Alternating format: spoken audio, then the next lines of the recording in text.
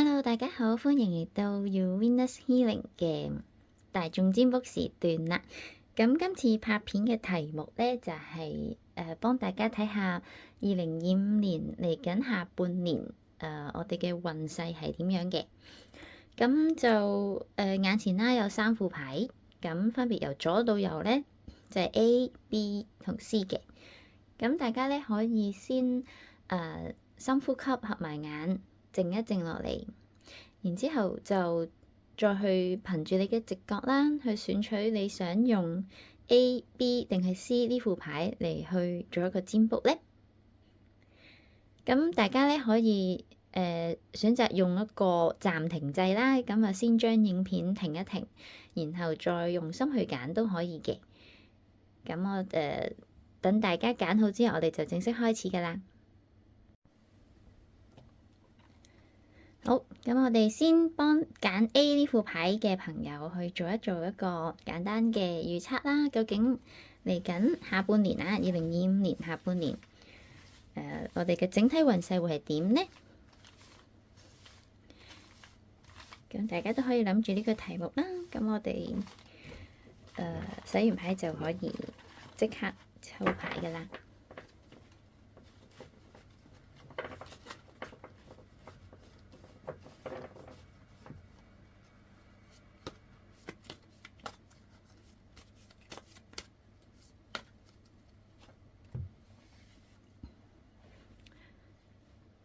好，咁我咧就會從中抽出3張牌嘅。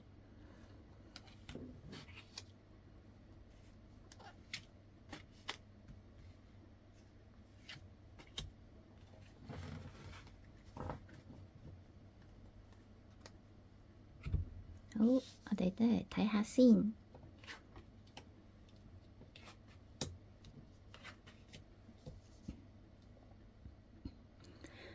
好，揀 A 嘅呢副牌嘅朋友啦，咁嚟緊2025年下半年個運勢主要係點嘅呢？咁我哋分別咧就抽咗3張牌出嚟。第一張牌咧就係呢個權杖嘅國王逆位，然之後就係正義牌得，之後第3張咧就係一個錢幣六嘅逆位嚟嘅。咁而呢3張牌咧，似乎好似想表示咧，揀 A 呢副牌嘅朋友咧，會喺嚟緊下半年最明顯嘅變化咧，就係工作層面會有一啲調動或者係變動性嘅，或者可能你而家係有一個上司啦，或者有一位帶住你去做嘢嘅前輩啦，佢未必係好同你可以配合到，嗰個配合嘅意思可能就係你覺得啦，你覺得佢可能指示唔係好清晰啊，或者佢做嘢比較急嘅，佢亦都比較武斷啊，即係可能決定咗一啲嘢，佢覺得要跟佢嗰套做，咁基本上就未必會好聽下屬講嘢啊，即係可能下屬有幾種方法提供咗嘅，但係佢都會覺得一嚟可能佢亦都冇辦法去決定到。究竟係咪可以咁樣做啦？係咪可以用呢種方法啦？二嚟可能都佢自己本身個性格係未必話可以考慮一啲嘢好周全嘅。甚至乎咧，有另一種情形就係佢亦都可能係做唔到一個 leader 有嘅嗰種果斷性啦，或者係決斷力啊等等，好似唔夠個 power 去做呢件事。咁所以最後尾可能你會因為你同呢位上司或者同事啦，個工作層面配合唔到，所以最後尾可能你亦都咁啱啦，遇着嚟緊2025下半年，你可能係都想即係轉換環境啦，想喺呢個時段裏邊，即係喺嚟緊下半年，想去試下可唔可以沉澱一下，或者真係去揾一啲適合翻自己嘅崗位或者係環境啦等等。咁所以我覺得你大機會可能係想自動一係就算啦，我揾新工咁就辭職啦咁樣。咁另一種可能性就係你自己可能本身我係之前接收咗一個新嘅職位。對你嚟講可能係一啲新嘅挑戰嚟嘅，但係你可能試過一段時間就發覺點解好似可能個工作量對你嚟講係太過大啦，或者佢要你涉及嘅範圍，即係可能要你決策嘅嘢係已經 out of 咗你可以管理或者去處理嘅層面。咁所以最後尾你可能都會有個決定，會覺得唉，我唔想再夾硬頂落去，寧願就不如我自己換翻一個工作俾即係適合嘅工作俾自己啦咁樣。咁亦都呢個係第二種可能啦。咁所以就睇下你係屬於邊一個位置啦。咁亦都有另一種可能性咧，呢個簡單啲嘅，可能真係你有位同事或者上司，你覺得佢一直都fulfill 唔到一個 leadership 嘅位置，而最後可能你發現，咦佢自己因為可能一啲因緣際會啦，佢自己走咗。咁對你嚟講，你會覺得好似可能嘅係一時間需要去適應，就係始終之前有個人佢會做，即係佢會負責咗某啲職位要做嘅嘢，一啲職務上其實雖然佢做得未必係好好，但係佢都有個人頂住嘅。但係當佢走咗之後咧，你就會感覺到就係好似有好多職務你要突然之間承擔咗，但係可能唔 suppose 係你要做，你可能呢個可能係都係個暫時性啦。你會覺得唔係你本身可以係容易處理或者係負責得到嘅事，但係又好似要你頂住先喎咁樣。咁當然我覺得如果真係第三種嘅情況咁樣嘅話咧，都冇辦法之下就當叫做幫下手啦，但係就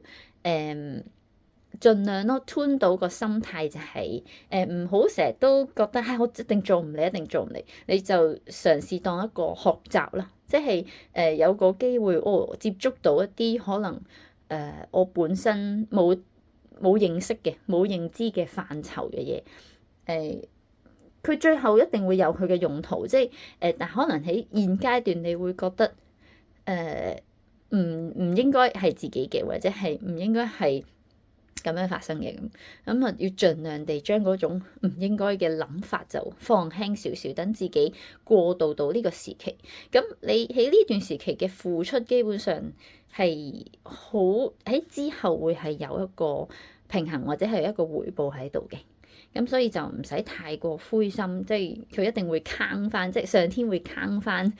呢個credit 俾你啦，咁樣咯。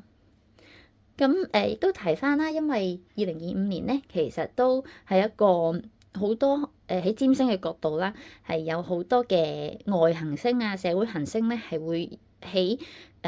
唔同嘅時間點咧陸續咁去轉換星座嘅。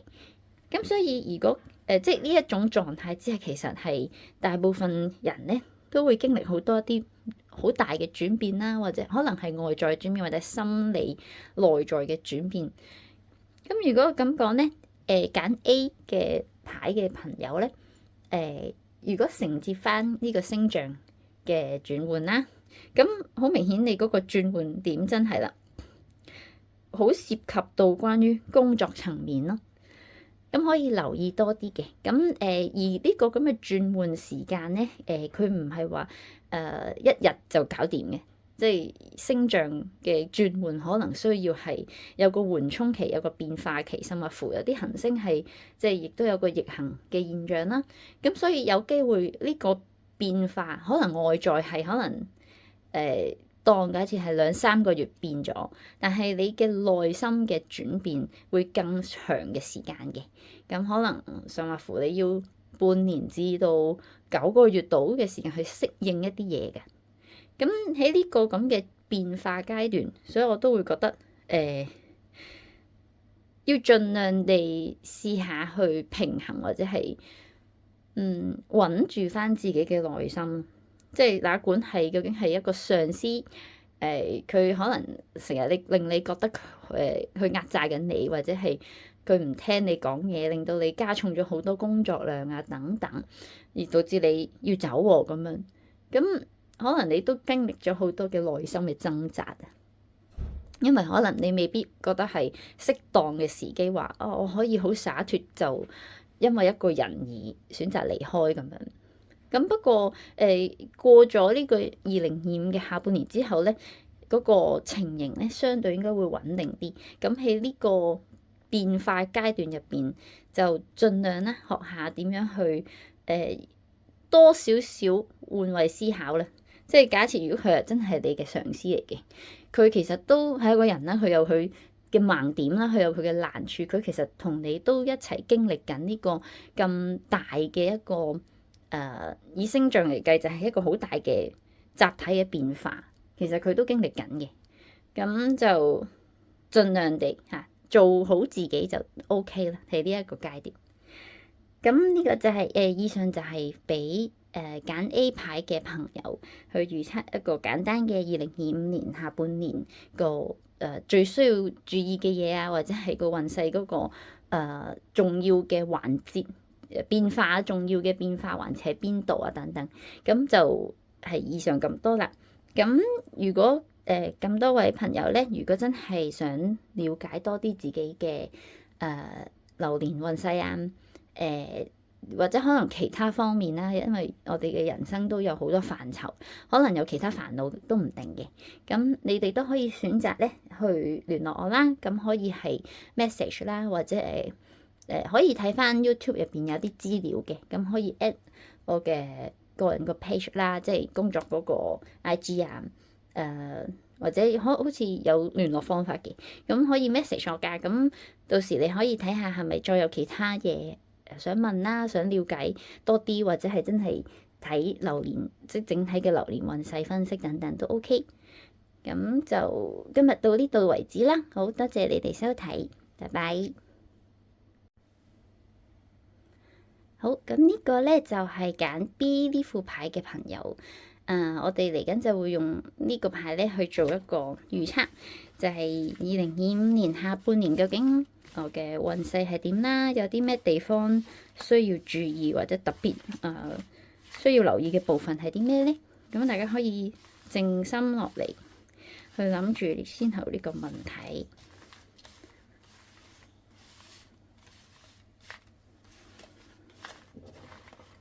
咁我哋洗好牌之後，就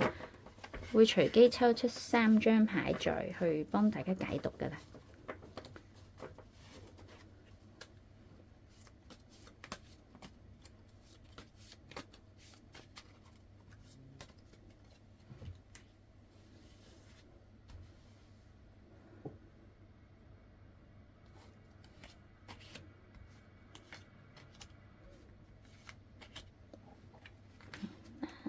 咁咧，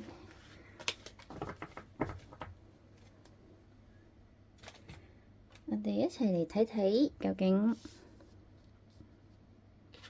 2025年下半年個運勢係點嘅，望望先。咁第一張牌咧係呢個錢幣4嘅逆位啦。第二張牌咧就係國王牌正位嚟嘅，然後第三張牌咧就權杖4嘅逆位嚟嘅。好，揀 B 呢副牌去做呢個未來下半年啦，2025年下半年運勢如何嘅預測嘅朋友咧，最大機會遇到一個轉變。我唔排除真係同你嘅工作或者係個人成長有啲關係嘅。咁我哋先睇睇啦。如果假設喺工作層面嘅，有可能你之前好堅持一啲嘢嘅，可能係堅持留喺原本嘅位置，或者堅持原本嘅做法，或者覺得有啲嘢比較保守嘅。可能決策上又好，思想上或者係做嘢個 style 啊，或者身處嘅嗰個工作環境都偏向係保守嘅，因為你好要求一個叫做架構嘅穩定性，甚或乎係一啲自己嘅生活嘅規律性都好明顯係有一個好 strict 嘅一個節奏，即係決定咗可能喺呢一日係做呢件事，或者幾多點鐘要完成一件事，一個計劃或者係 project 佢嗰個 step by step 等等呢啲咁樣嘅次序啊、架構啊、步驟呢啲全部你都係好重視同埋好堅守。咁但係2025年下半年咧，你開始發覺再咁有時即係堅守唔係問題，但係同一時間變通呢個字其實都喺世界上面係有出現㗎嘛。咁即係話你需要學習啦，學習究竟變通係點樣嘅咧？有時以為我學咗變通係咪即係等於我之前嘅一啲好 stable、好穩定嘅情況或者決定就會變到好即係例如變動性好大啊、好恐怖啊咁樣，冇乜安全感啊等等，就其實唔係，呢個只係一個你以為嘅情形嚟嘅啫。有時其實變通係同呢個穩定係或者堅持啊，其實係唔相違背嘅嘢嚟嘅，只係感覺上以為佢哋係咪一個相反詞，就令到你好似淨係我中意穩定嘅，咁我咪死死地揦實嗰啲嘢，就為咗抗拒一個變化，或者要一啲靈活性啊、變通性等等啦。咁而家今年2025年其實就係要你去學習，可能喺你嘅個人生活層面或者係工作層面咧，要識得多啲嘅容許變化可以慢慢出現，或者你自己嘅思維決定等等嘅變通性可以闊啲。要記住變通同埋穩定係可以同時出現，佢哋兩樣嘢都可以係喺一個好適當嘅時間點度去幫到你嘅嘢，一種特質嚟嘅。只要你唔怕任何一邊，你就可以運用自如，兼且個整體會順利咗。咁今年2025年嘅下半年，你會經歷嘅係一個短暫時間嘅一個覺得好似要放鬆啲啦，有啲嘢唔好咁死咕咕咁固執啦。當你做到呢一下嘅決定，個變化就會即刻發生。可能開頭你會覺得好緊張嘅，即係因為唔慣，可能好覺得我一定要夾實一啲嘢啊。出邊個環境或者嗰個事情嘅變化係你覺得，如果我唔24小時 mon 實咧，佢唔知會有冇有危險啊，或者係會唔會我之前建立嘅嘢真係就好容易就被打冧啊？甚至乎而家呢個時期我真係要 mon 實㗎，唔 mon 實佢嗰個發展個進度咧，就有啲咩差池咧，就好大鑊啦咁樣。咁處於一個比較繃緊嘅狀態，但係因為不嬲你都有嗰個能力啊，去應對嗰個控制一啲事情啊，控制自己啊，或者係架構建立啊等等，其實你係有呢個能力嘅。如果唔係都之前都唔會話你好似太過聚焦咗喺呢個方面啊，呢一邊就係好死守住一啲嘢，偏向係做一個 protect 啊，即係一個守住嘅一個角色啊咁樣。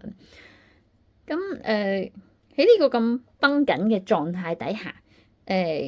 還好嘅就係佢嗰個你會慢慢開始去注意到、學習到，咦，其實係咪唔一定要咁單打獨鬥嘅？有時候或者係有時候可以放鬆嘅喎。有啲位唔一定要下下都咁警覺性咁強烈，先至叫完成到件事。有時有啲事情咧係佢本來就可以完成嘅，即係我覺得揀 B 呢副牌嘅朋友可以嚟緊2025年試下，俾自己放鬆嘅一個契機就係試下有另一個角度去睇，原來有啲事情唔係全部都係由你控制下發生到出嚟，而係試下用一個闊啲嘅角度去了解，有啲事情係其實你唔控制佢，佢自己都會變成某一個樣嘅。當你容許到呢種咁可能對你嚟講係唔安全嘅一種睇法嚟嘅，但係你試下俾佢慢慢出現喺你嘅生活入邊咧，你會喺下半年可能比較後期嘅時間開始咧，會覺得咦開始唔使再咁緊張，有啲嘢原來要睇嘅，但係唔使睇到咁肉緊嘅。甚或乎係你要開始相信你身邊有啲人啦，可能係團隊同事，佢其實都有佢嘅出到力、出到一分力嘅一個角色嘅。不過之前你太過想包攬晒所有嘅嘢嚟做好佢，你有能力本身都 OK 嘛，咁你想做好佢，咁就等我嚟啦，又話自己負責埋啦，咁變咗你又令到你身邊嘅人佢原來佢識嘅，但係佢冇呢個咁嘅機會去發揮或者學習到出嚟，咁亦都變相令到佢冇辦法做到一個分擔你嘅可能係事情啦，或者係一啲憂慮啦嘅一個角色，佢想支持你都好似冇位企啊，或者表達唔到，又會覺得你覺得你得㗎嘛，咁我使乜加多把口咧？係咪啊？咁所以揀 B 嘅朋友，我覺得2025年下半年嘅你，如果你可以好 appreciate 翻你自己過去嘅努力嘅，的確你嘅放鬆一點、放開或者放低、放手呢一樣嘢，其實係會得到仍然會有啲人係會見得到其實你之前係好努力嘅喎，你做到嘢嘅噃，你有付出㗎。咁佢哋係會知嘅，而最重要係你要自己知咯。咁你自己可以認同到之後咧，你先可以容許到自己放鬆啲，然後慢慢地試下去享受，就係其實原來係有個 team 或者身邊亦都有人係可以做一個 support 到或者去發揮到佢自己嘅一個角色，而令到件事更加美好。而你自己亦都冇咁覺得好似成日都好繃緊，或者係責任好多啊，好多嘢要死手唔好喐啊，咁樣令到你睇下2025年會唔會可以喺一個相對比較放鬆或者舒適少少嘅狀態之下去經歷咗你要去管理嘅事情啦。因為咧好得意嘅，你4張牌其實都係同個4字係有關係，而4號本身就係同穩定啊、架構啊、堅持啊呢啲或者一啲保護性嘅一啲能量係有關。咁而適逢咧占星嘅角度嚟講，就係咧2025年其實係有好多嘅社會行星同埋外行星咧係一齊陸續係轉換星座。咁喺一個集體嘅能量嘅轉換底下，其實轉變啊、變化、混亂啊等等係必然會有啊。你好多嘅堅守嘅 energy 其實係冇辦法憑你自己一個話，我堅持咪得咯咁樣。而家係因為係講緊集體好大嘅大環境嘅能量嘅改變，甚或乎人嘅集體嘅意識都會跟住改。咁呢種咁大型嘅變化，基本上係你自己一個話，我繼續堅持住某一個做法或者係個 style 啊等等，其實係會令到自己會好辛苦嘅。甚至乎可以話係錯失咗一啲機會。所以點解話揀 B 呢副牌嘅朋友，其實你嚟緊下半年，你只係需要學懂一樣嘢，就係你嘅堅守係冇問題，但係你一定要加插少少。你自己識得放鬆，有啲嘢放低，俾啲機會人哋去幫你，去輔助亦都同一時間你要欣賞你自己一路以嚟嘅堅持，但係唔好過分，咁你先至可以喺嚟緊嗰個大環境呢個變化得咁大嘅能量底下咧，係可以享有一啲更加靚嘅嘢，即係所謂嘅一齊嘅成長啦。唔係淨係要你自己好辛苦，跟住咧付出晒所有嘅時間，然後去頂住晒成件事，或者係個工作啊個整體嘅表現啊等等，亦都同時讓人哋有機會去成長啊。咁呢個就係揀 B 呢副牌嘅朋友，我希望你嚟緊會試下去反思或者去覺察嘅事情。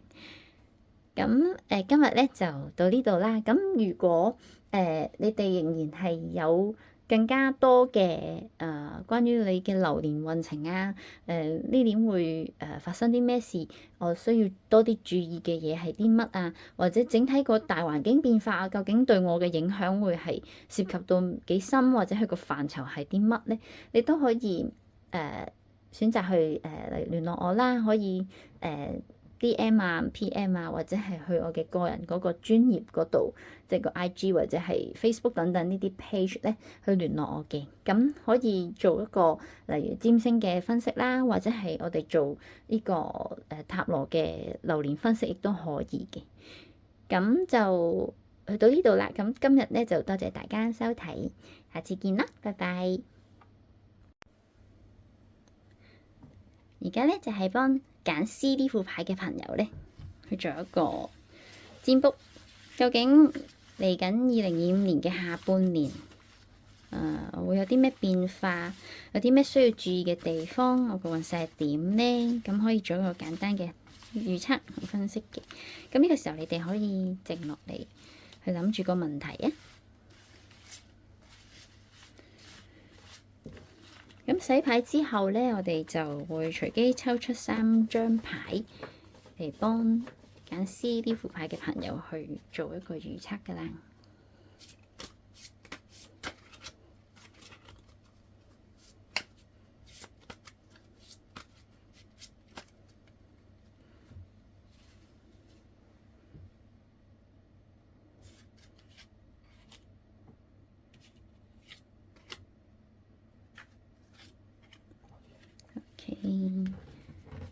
好，收埋咗其他牌先。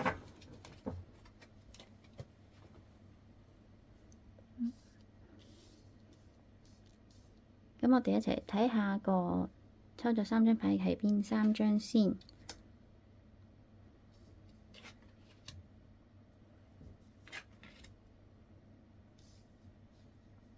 好，第一張牌咧就係權杖騎士嚟嘅正位。第二張牌咧就係聖杯9嘅正位。第3張咧就係錢幣3嘅正位嚟嘅。咁揀 C 呢副牌嘅朋友嚟緊2025年下半年咧，佢我覺得最大嘅變化係發生喺關於你嘅對於一啲你好有興趣或者好想做嘅一啲事情啊，你好有機會去俾自己有個勇氣或者信心嘗試去衝出去實行佢嘅一個機會嚟嘅。咁佢相對係比較初步嘅，未必話係可能當然啦，可能係之前已經鋪排咗嘅事情，或者你已經做緊嘅事情，只不過去到嚟緊下半年，好似係一個好好嘅良機咧，嚟去再行前啲，或者再做多啲，或者嘗試嘅範圍、做法、方式等等又再多咗。咁當然啦，可以係涉及到你嘅工作層面又得，或者係你自己嘅個人興趣啦，或者係甚或乎係一個學習啊，或者可以係旅行式嘅學習都得嘅，即係比較個人體驗一點，好似有啲嘢俾你學。假設如果係工作層面嘅話，可能你喺工作嘅地方，你嗰個變動性會大啲，但係嗰個變動可能係要你去即係走動性大咗啦。嘗試要負責嘅嘢，未必話真係叫好多，但係你會覺得多咗啲機會，可以俾你去冒下險啊，去學習下，喺體驗之中去學習嘅。而好得意嘅係，你會覺得，只要我去 take action，我唔諗太多，唔使思慮太多，即管就係做啦。即係你一做咧，你就會知道要點做。即係有時有啲人咧係需要話，我思考好、計劃好，我先做。但係對你嚟講，嚟緊下半年，即係哪管你本身係思考型啊，定還是本身你已經係一個行動派啦，都好。總之 take action 係第一步，而唔係好細緻去思考。因為你喺嚟緊下半年係真係要去試下去體驗一樣嘢，點樣一路行動，一路去思考，一路去體驗，然後一路消化再學習嘅呢個過程。而如果你真係有嗰個信心同勇氣，我唔諗太多，然後即刻去做，一路做一路諗啦，咁樣嘅話咧，你會喺嚟緊嘅下半年，你係好容易有嗰個自我嘅滿足感嘅。但係你話係咪嗰個件事情係咪已經話好有成果啊？嗰個效果可以發揮得好好，其實唔係，但係你嘅自我感覺係會好好嘅。咁唔係話自我感覺良好係咪就唔使理呢件事點咧？其實唔係，而係嚟緊下半年根本你係唔需要顧慮太多，話嗰件事要變成點，發展成點，比較可以 focus 多少少就係你當下所獲得嘅感受係咪良好，你去做一個自己嘅一個指標。我究竟啱唔啱呢個方向？好得意嘅係，你總之你好 enjoy，你覺得好有成功感，哪管嗰件事係小事都好，咁但係個方向已經係啱噶咯喎。當有個好簡單例子啦，你當喺個關係裏邊啦，假設有個人你好中意嘅，你去想嘗試take action 去，例如告白又好，或者對佢好啦嚇，咁就算對方真係拒絕，即係 touch wood 啦嚇。或者佢同你講，我唔係特別有呢個，即係同你一樣有呢種咁嘅感覺喎，咁可能就係咁樣婉轉地拒絕啦咁。但係你自己都會覺得，咦，我冇因為被拒絕而覺得好似個世界要冧啦，或者好失望。你反而冇喎，你會覺得，唔知點解我個心都 OK 嘅喎。可能你會嘗試到就係我因為咗想告白，我可能做咗啲我自己之前都冇諗過會做嘅事啦。我冇諗過我個潛能係咁嘅噃。我冇諗過我會為到呢個人，或者為一個人啦，為一件事情可以做到呢個地步。咁你反而係會覺得好滿足啊！哇，好欣賞呢個自己喎，咁樣。咁呢個就係你嚟緊下半年可以某程度都係好幸運嘅事情啊，可以去經歷啊。當你經歷咗，你好開心，然後你會有一個好積極嘅態度產生，令到你會覺得，我係咪可以再做好啲啊？或者喺其他事情、其他範疇入邊，我仍然係可以去嘗試，就算失敗咗都好，你會覺得失敗又如何咧？我仍然有好多嘅空間或者個心態啦，其實真係個心態，我可以好積極咁去學習點樣可以做好啲。又咁啱可能真係遇到嘅事情係。就係容許你可以好啊，你去體驗，然之後再修正做好佢啦，咁樣都得嘅。咁所以其實揀 C 呢副牌嘅朋友，嚟緊下半年咧，你只係多啲 focus 翻係你自己嘅個人感覺啦，個人嘅突破啦，新嘅嘗試啦 ，take action 去做之後就去好好去探討或者去反思，然後做一啲嘅調整，一啲嘅新嘅學習。咁其實對你嚟講就會嗰個進步會好大嘅。如果你話唔係關係，你話當講工作都得，都係一個 teamwork 嚟嘅。但係可能你嚟緊有一個，或者你之前咧都一直係比較係自己做一個開拓者啦。你有啲咩嘢要做，你都可能第一個做咗先。或者我試咗先啦，咁樣冇所謂嘅咁。咁下半年就係啦，呢一種咁嘅態度繼續落去，你會發現你當你自己覺得我做完之後好開心喎，咁樣試呢件事或者快手啲做好佢，自己好滿足喎。你會因為咁樣而係影響到身邊可能一齊做嘢嘅人啦。咁佢哋都會覺得好似可以向你學習喎。或者我都想幫下手喎，覺得你會感染到其他人，你嘅開心、你嘅滿足係會感染到身邊嘅人，佢哋都會覺得，我都想試下好似你咁樣，或者我都好想試下呢件事情，我係咪可以出一分力啊，令到件事更加好？又或者係佢自己都會從中學習到一啲嘢。咁呢件事其實係一個雙贏嘅狀態嚟嘅。咁所以揀師呢副牌嘅朋友，嚟緊下半年會感覺就係你會有 teamwork，亦都有獨自去發揮嘅空間嘅。但係你要多啲 focus 嘅係喺自己嗰個 take action 嗰個信心啦，嗰個勇氣嗰部分去做一個突破。咁後續你話會延伸到啲咩出嚟咧？個結果如何咧？就唔使理嘅。咁其實都幾好喎。即係呢個咁樣嘅做法，比較輕鬆啊。咁再加埋係因為2025年其實以占星嘅角度嚟講咧，好多嘅社會行星啊、外行星咧都一齊轉換緊星座嘅。咁呢一個係會影響到一個叫集體能量嘅改變。咁你自己都會係其中一份子啦，即係除咗你咁，其他人都係受緊呢一個改變而有唔同程度嘅影響嘅喺佢哋嘅生命裏邊。咁可能對你嚟講，呢個嘅變化咧，你就好似類似乘着呢個嗰個好似乘風破浪咁嘅勢啊，一個滑浪選手咁咯。你見到前面有個海浪即將出現啦，咁你嚟緊就係要做呢一個我唔去思考太多，就乘住嗰個浪嘅勢嚟去行去做啦咁樣，然後就好開心喎，好 enjoy 啊咁樣，好刺激啊咁樣。咁所以你可能就係可以喺呢個變化期，呢個咁大嘅大環境變化裏邊咧，可以乘着呢個變化嘅浪嚟去走得更遠，或者開拓到一啲新嘅嘢俾自己去學習。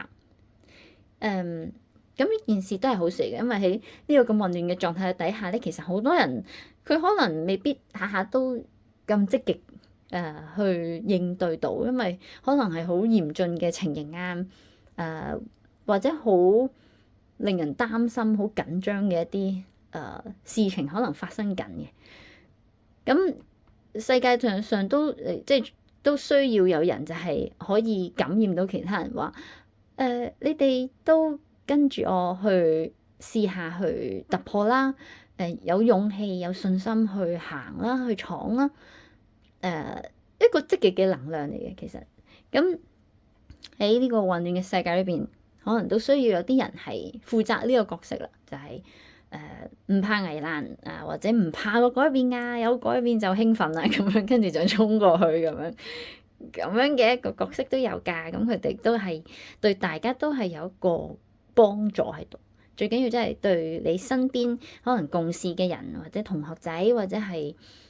同事啊、朋友啊等等，佢哋都會一齊會嗰種叫咩？同你一齊咯，去想令自己又好，或者令到件事令大家都變得更好，而去一齊努力嘅。好，咁就揀師嘅朋友係啦，呢副牌就講到呢度啦。如果咧你哋之後仲有其他嘅疑問啦，或者係我都想深入啲去了解究竟我嚟緊嘅流年嘅運勢啊，我下半年係其他範疇究竟有啲咩嘢會發生，有咩注意啊？咁你都可以聯絡我嘅，咁可以係 DM 啦。